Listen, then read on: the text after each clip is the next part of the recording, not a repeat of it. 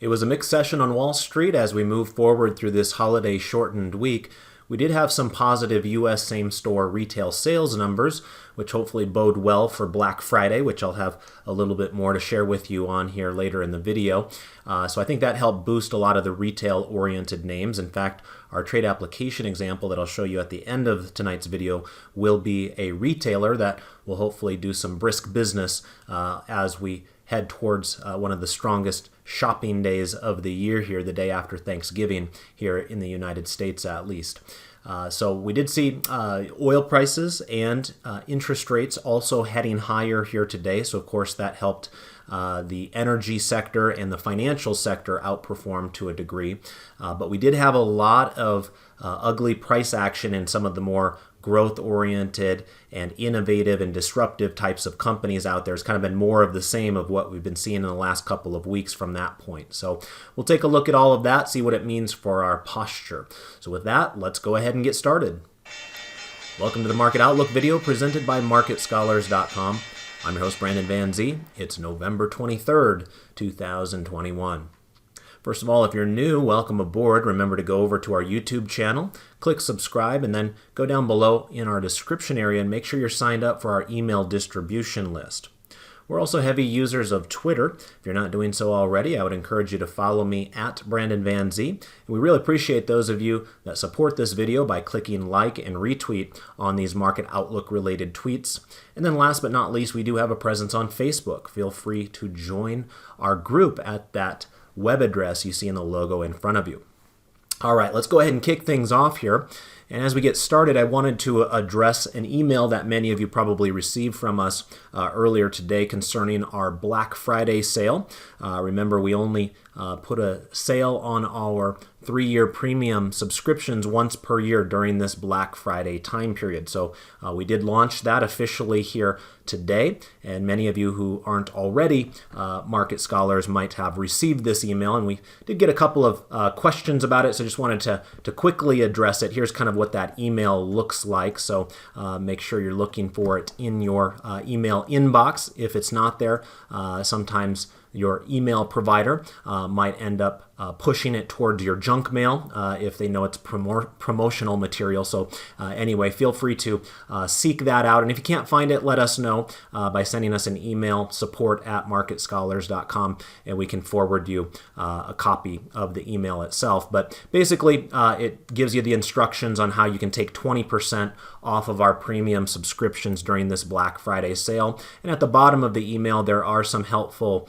screenshots that will assist you in knowing where to click the Have a Coupon area and how to type the Black Friday in. Remember, that's Black Friday, all one word, and it is case sensitive, so you do need to capitalize the B and the F. So Black Friday, all one word, in the coupon code area. That'll knock 20% off of our normal rack rates, and that effectively brings your per month total down to $66 a month. Now, you do have to pay that up front, but if you were to kind of divide that into the 36 months of your subscription, it's $66 a month, which is a substantial 33% discount compared to the normal $99 a month that we charge our month-to-month Plus subscribers. Now, keep in mind, our Plus subscribers do not get access to everything that the premium subscribers get. The Plus members effectively get access to the 8 trading rooms and then the Market Outlook live videos. The premium members, which is what this Black Friday sale is for, gets access to everything that we produce. That includes our 50 plus customized charts that you see David and I using during these presentations and during our various classes. We also give you 2 additional weekly question and answer sessions, one from me and one from David, so that way you can work directly with us as instructors to help us, or to help you answer and get answers to your questions that you might have about the markets, about your trades, and different things like that.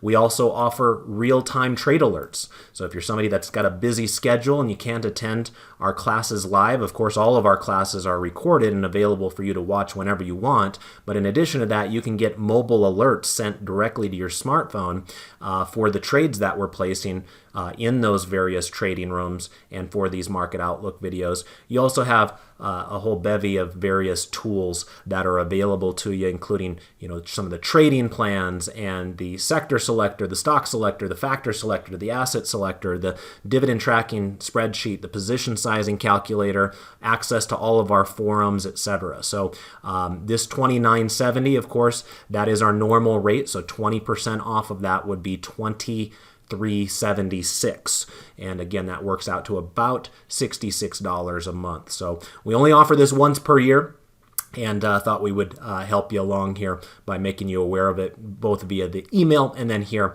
in the presentation tonight as well. So again, you'll get all that information via email. If you didn't, you can always just come over here to our website. There's a kind of a red flag up at the top of our website right now that'll give you more information. Otherwise, if you just come to our normal mega menu that we have here, you can hover your mouse over pricing and then go to 3-year premium full access and click on it, and then you'll get some additional information right here, and you would just simply fill out your first name and your last name, and then this is the area that I was referencing before where it says have a coupon. So it's in orange font right here. It's a little bit difficult to find for some folks, so wanted to make sure we pointed that out for you. It's right there underneath where you would post first name and last name, but basically you click the have a coupon area, and then you just simply type out Black Friday, again all one word, with a capital B and a capital F. And then you have the ability to choose to pay directly on our website with just a normal credit card, or for those of you that want to use PayPal, you can choose this option instead. Either or is fine. The one advantage that PayPal has is they have a program internally that we don't have any control over, but they do allow you to pay over a 6-month time period interest-free. So again, that's not anything that Market Scholars has any way to change or edit or anything like that, but it is something that PayPal offers, which is a nice feature for some of you that might not want to pay it all right now and might work a bit better for your budgeting if you could do it over a 6-month time period. Feel free to explore that with PayPal there. But once you click I have read and agreed to the terms of service, you can then click subscribe for premium access, and then it'll give you some information there. I didn't put in my first and last name, so I'm not sure if it'll work for me. Yeah, it did. So anyway, just wanted to show you what that would look like. So that way you can confirm with your own eyes on that very next screen. You can see here that the coupon code Black Friday was accepted, and there's the savings of $594 that you can see with your own eyes. And of course, you just fill out your credit card information, et cetera, et cetera. So anyway, if you have any issues with that, let us know via email. support@marketscholars.com is our email address, and we can help work through any troubleshooting that is required there. But I know a number of you have already taken advantage of it this afternoon, so I know that the coupon code is valid and it is working. So again, looking forward to seeing a lot of new friendly faces in our trading rooms moving forward. Make sure you're taking advantage of this once per year sale here for Black Friday. All right, let's get into some of our more normal charts now. And like we've been doing quite often recently, I wanted to start off with a heat map of the S&P 500 to kind of get a feel as to what types of stocks seem to be moving the market a little bit more than others here today.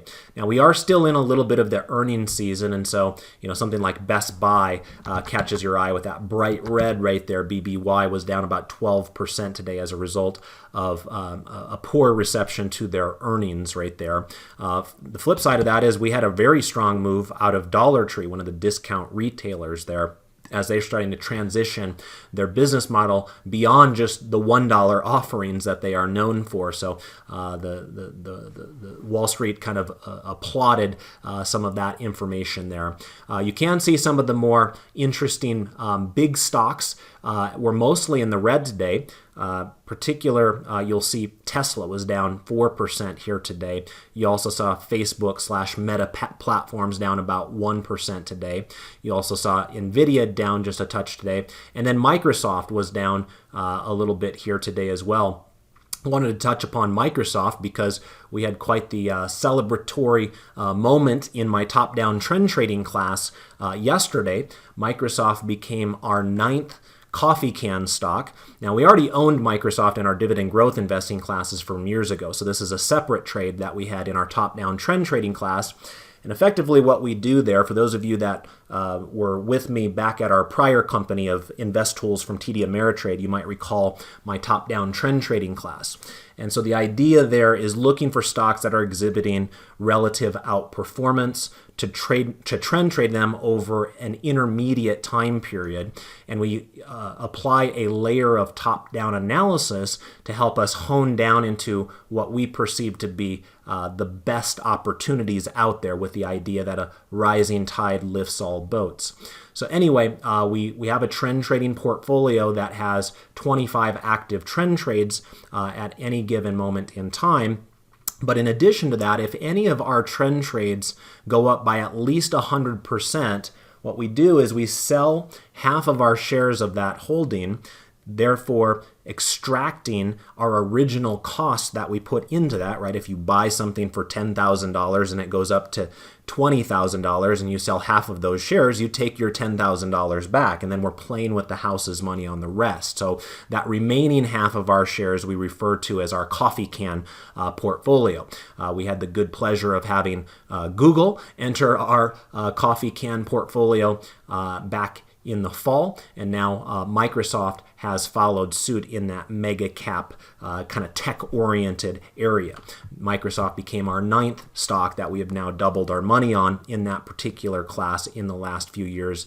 That's part of that coffee can portion. So anyway, it was an exciting moment there, and just goes to show that you can find opportunities out there. One of the more unique things about Microsoft for that particular trade is we actually bought it back in February of 2020.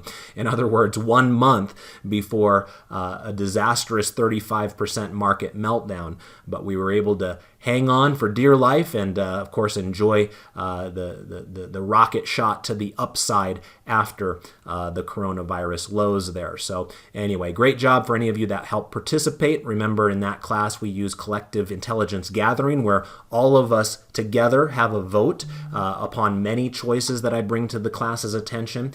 And that group wisdom has brought us those 9 doubles and even some triples, like Albemarle and some others have tripled there for us. Anyway, the mega cap stocks today were kind of out of favor. What was in favor is over here in the upper right-hand corner, you can see a lot of the financials showed some improvement here today. I mentioned in the intro that we saw rising interest rates. And so remember, all else being equal, that tends to benefit the financials as their net interest margins are expected to expand a little bit further in that type of market environment. You'll also notice that the consumer staples were in favor here today. And we'll talk about that a little bit later in our trade application example tonight. But that was an area that hadn't been doing all that well recently, but is starting to come back to life all of a sudden once again, as the market is kind of shifting from more of a risk-on mindset with those, NVIDIAs and Facebooks and Teslas of the world, kind of almost moving towards a risk-off mindset, or a more defensive types of characteristics of the market with some of those Cokes and Pepsis and Procter & Gambles of the world. We actually talked about the consumer staples to a degree in my dividend growth investing class earlier today. We did something a little bit unique in that we had an all-European showdown in my DGI class here today, where it's fairly rare for us to look at foreign dividend stocks, but today we decided to go that direction as a result of a lot of the U.S.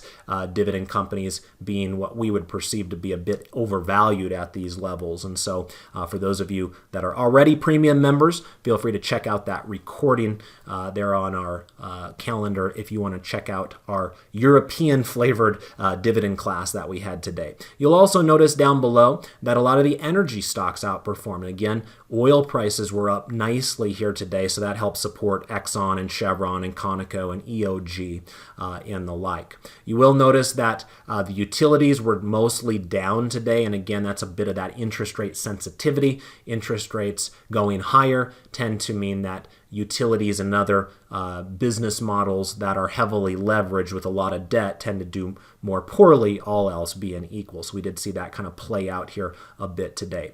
Let's take a look at our foregrid now and see where things stand with the market forecast technical indicator on our 4 major U.S. equity indices. So you'll notice that the S&P 500 actually finished positive today. It was up 0.17%. Now, that was not the case throughout the whole session. You can see what that candle looked like today. We had a pretty decent sell-off at one point during the day. We were down at least 0.5%. I know one time when I was looking after I got out of class. So to have us get rid of that 0.5% of loss and actually move into positive territory was a good sign, a more bullish sign. And notice that we did close near the highs of the session. And that was a feature with all four of these charts. While they didn't all four close in the green, they all four did close in the upper half of their daily ranges. And again, notice the orange labels on our charts here at this moment in time. Remember, those labels signify whether we had a more erratic trading day, and today was one of those. Typically, if it's a slower trading day, those labels will be that light blue color.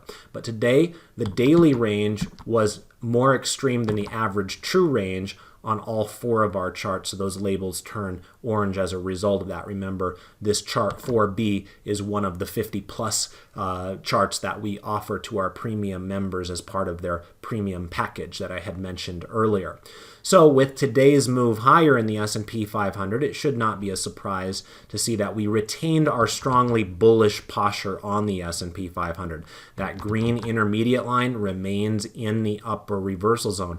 It's currently falling, but remember, as long as it stays above 80, we give it kind of a little bit of grace period, some wiggle room there to either go up or down. As long as it's up in that territory above 80, we do consider it strongly bullish. And we've been strongly bullish on the S&P 500 since going all the way back here to October 18th. And even prior to that, we were weekly bullish going all the way back here to October 7th. So that entire period of time, your rule-setting mechanism here with the market forecast technical indicator has suggested you're better off being bullish than bearish.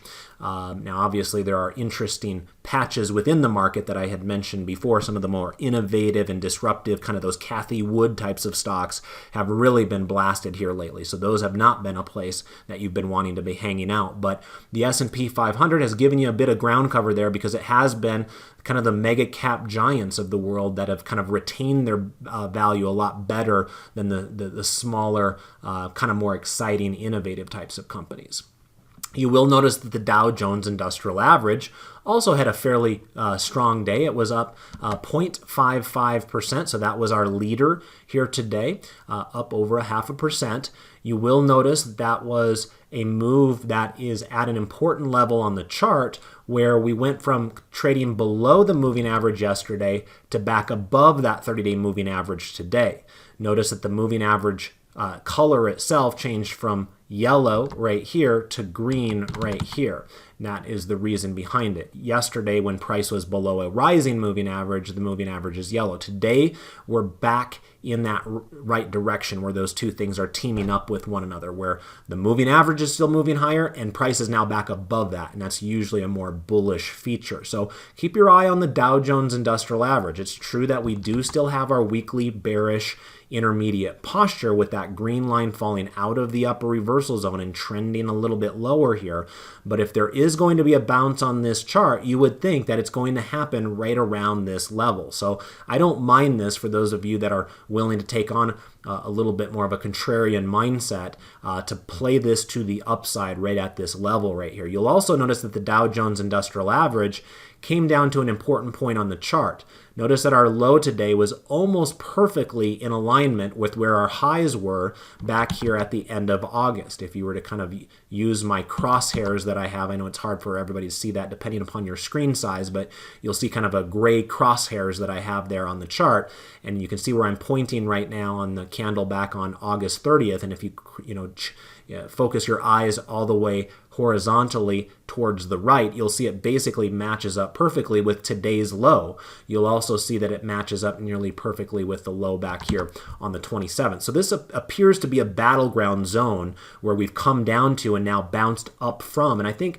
that bodes well moving forward from this moment in time. Remember, this happens to be a little bit more of a seasonably strong period of time. This year's been a little different because we had that strong bounce in October, where it kind of felt like you out-earned your potential a little bit earlier in the season. And so now we're kind of paying the price for that over the last few weeks as the Dow has come down a little bit. But as we head towards the year end, assuming Black Friday sales come in strong and retailers are happy and the economy is booming, a lot of those types of vibes go into that blue chip index of the Dow Jones Industrial Average, and you might end up being able to find a bounce or two out of there. In fact, our trade application example a little bit later tonight will play into that theme to a degree. The Nasdaq Composite is next on the board, and as you can see here, the Nasdaq Composite did not close in the green today. In fact, it was our laggard today. It was down 0.5%, so 0.5% there today. So with the Dow up 0.5% and the Nasdaq down 0.5%, that kind of tells the story of the market, right? This was a market that felt more comfortable hunkering down in the blue chips and not as comfortable being part of the technology and innovative and disruptive types of trades out there.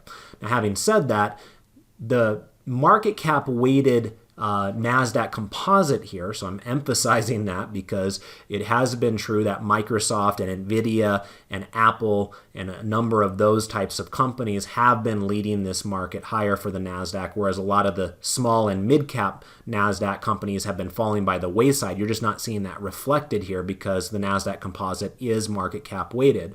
But as you can see here, this has been a pretty aggressive two-day pullback here for a lot of those mega cap types of companies. Part of that as a result of Tesla that I had mentioned before as well. However, even at today's low, you'll see the Nasdaq Composite is still hanging in there and basically within the range of where we've been trading from the lows of November 10th. So this is not a disastrous scenario here, despite this being the underperformer. Is it a little bit disappointing that the Nasdaq Composite was not leading because it's more of a risk-off mindset today? Perhaps, but is this a disaster scenario in the weighting? Not necessarily, right? We're still above this rising 30-day moving average here, and as you can see, we still have the green line in the upper reversal zone telling us that we continue to have a strongly bullish posture here, similar to the S&P 500 that stretches all the way back to the beginning of October. And obviously you've been doing a lot better for yourself if you're on the bullish side of the equation on this chart than the bearish side of the equation. Russell 2000 is a little bit of a different story. Remember, this is our small cap index here in the United States. This has been a more aggressive pullback here. Now keep in mind context. That was a much more aggressive move to the upside. I think I brought that up during that time period, how it was, we were kind of going through this pattern here. I don't remember if we talked about it here in this presentation or if it was in my factor-based swing trading class on Wednesday mornings, where we also talk about the low size factor, and I talk about the Russell 2000 quite a bit there. But point being, we had these really aggressive candles that kind of appeared every 2 days or so during this time period. And this was an epic launch higher on the Russell 2000. We knew that couldn't be sustained. What we didn't know is how it would get unwound. We now know the answer to that. It was unwound fairly aggressively. Now, I didn't do it quite as quickly as the up move occurred. Nonetheless, this has been a pretty aggressive give back here on the Russell 2000. You'll notice here that unlike the Dow Jones, which both of them share the common feature of having a weekly bearish intermediate posture because both of them have those green lines falling below their upper reversal zones, in the case of the Russell 2000, it's still on the underside of its moving average, whereas the Dow looks like it's trying to bounce up and above that 30-day moving average. So of the two, I think the Dow Jones chart looks a little bit better. Now, having said that, I don't necessarily hate the Russell 2000 chart either, because it does kind of share that same feature of today's low matching up very nicely with this prior resistance area back here on September 2nd. So old resistance can sometimes become new support. So let's see if that plays out in the coming days. And if that does, and we get a bounce back higher and we start breaking this diagonal trend line to the downside, you'll likely see the posture eventually shift back to bullish. So you got to be, on top of it, and keep your eyes on the charts even during the holiday periods here that we've got coming up. But I do think that there's a decent chance that both the Dow Jones and the Russell 2000 can find bounces there to the upside. Let's go ahead and now take a look at some 12 grid analysis. starting with chart 5A, and this will be our asset class 12 grid. As you can see here, we do have a lot of pink charts on this board. Now remember, there's always a mix of pink and green on this one because in one example, you're going to have bond prices and then bond yields, and most of you know those two things operate inversely to one another. So we'll rarely, if ever, have a clean sweep of all pink or all green on this first 12 grid. On the sectors, sometimes that's possible, but here we do have a mix, and that's perfectly normal. A couple of the bigger story items that I already mentioned at the top of the presentation, the Treasury yield market did see some nice boost here today. We did close the 10-year Treasury yield at 1.66%, and you can see that this has been a couple of strong days to the upside. Now where we finished the trading session today, basically the only other time in the last 3 months where the Treasury yields were higher than where we're at right now was right where we topped out right here, kind of in middle of October time period. So that's been a pretty aggressive move. Remember, this thing looked really ugly there for a while. We finally bottomed on November 9th, and we've had a really aggressive move, both on the downside and back to the upside. That's kind of a nice V-shaped recovery that we see there on Treasury yields. And remember, all else being equal, that tends to benefit financial companies, banks, brokers, insurance companies, that sort of thing. Now, inversely, you'll of course notice that we had an aggressive down candle or red candle there on TLT. Remember, those are bond prices themselves. So these are bond yields, these are bond prices. Those two things move inversely to one another. And you can see that we've had a couple of aggressive sell-off days here on TLT, which now puts us in strongly bearish posture according to the market forecast, whereas we have a strongly bullish posture on yields themselves. The other big story, or one of the other big stories here today, was oil prices really had a strong day. You can see oil prices were up over 3% today. Now this chart has a little bit of work to do. Notice that the 10-year Treasury yield is above a rising 30-day moving average once again, after it looked kind of ugly there for a few weeks.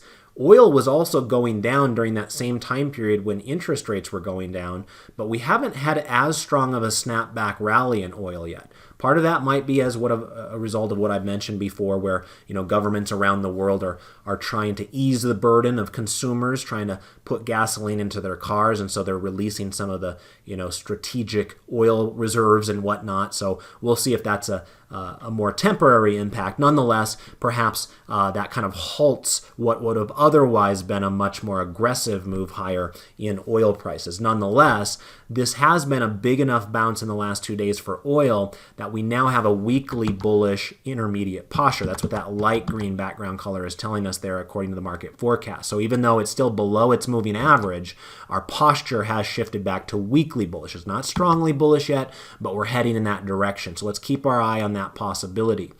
Now notice that the strong oil conditions could have been partially explained by a falling dollar today. Now, this was not a big sell-off, and considering the massive move that the dollar has been on here recently, this is a bit of a whimper if this is all the bears have in store for selling off the dollar, because we were only down 0.04% today. That candle is basically an afterthought here. Now, maybe it spends some time up here, forming a bit of a top. Like I mentioned with you guys last week, this has been such an extreme move. Remember, we did get that overbought cluster signal, that we should assume that a reversion to the mean move back towards that moving average is going to happen at some point with the US dollar. Whether that's starting today with today's whimper of a sell-off or not is anybody's guess, but certainly is a possibility, because this is still an extreme amount above that moving average right there. Now, the falling US dollar didn't seem to benefit gold prices. Gold was actually down 0.87% today. In fact, I think this is kind of an interesting territory for those of you that might be looking for iron condor types of trades. Now that we've kind of worked off that steam to the upside, where we kind of got a little bit ahead of ourselves right there in that mega move, now we've kind of reversed that entire mega move, and now we're right back in the middle of that 3-month range there. So for those of you looking for iron condors, I think GLD might be an interesting opportunity for you there. Remember, that's a very liquid ETF. ETF, which gives you that benefit when you're doing multi-legged strategies like an iron condor. But we are back to a weekly bearish posture on gold now. In terms of a lot of the other charts up towards the top, you can see most of them listed kind of in the pink background colors, telling us that we do continue to have somewhat bearish postures in foreign stocks and also preferred stocks up there. Let's also take a quick peek here at our sectors. This will be chart 5C for those of you that are premium members following along at home with your own charting package. As you can see here, we do have a mixed bag on the sector front as well. Had a little bit more of a feast and famine type of a market, it's felt like to me, where some of the communication stocks have been absolutely pummeled. Remember, that's where you're going to find your social media companies and some of the other internet-based companies. They've really just fallen out of favor. Some of even the big media companies like Disney have been blitzed here lately, along with some of the new coming, internet companies like Match.com, right, the dating website, and Snapchat got hammered a few weeks back, and Twitter has not been doing well. So there's been a lot more chaos in that communication sector, and it's actually at multi-month lows right now and is actually back to dead last on the sector selector this week as well, as we talked about in class yesterday. We also see that energy has a pink background chart, but there's maybe a little bit more hope here because energy has actually found a rebound in the last couple of days as oil prices have now been back to the upside once again.